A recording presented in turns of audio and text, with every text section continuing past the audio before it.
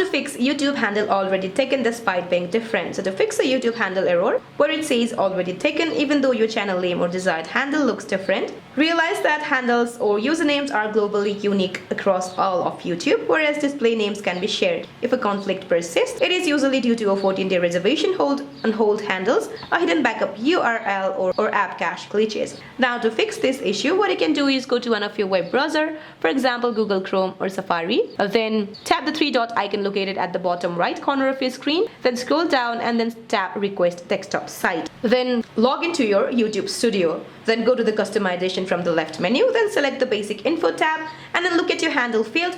If you recently changed it, clear out any lingering alternative URL mappings at the bottom of that section. You can also change the handle to a completely random temporary string, save or publish it, then wait a minute and then change it to your actual desired variation. Alternatively, you can clear your phone's browser or app cache, or just go to the YouTube Studio app on a device, then tap and hold on it, then tap Delete app. Now to confirm, tap delete one more time and then go back to your Google Play Store or Apple App Store, find the YouTube Studio app and then re-download it again. So that's it for this video guys. I hope this video is helpful. Please don't forget to like and subscribe. See you in my next video.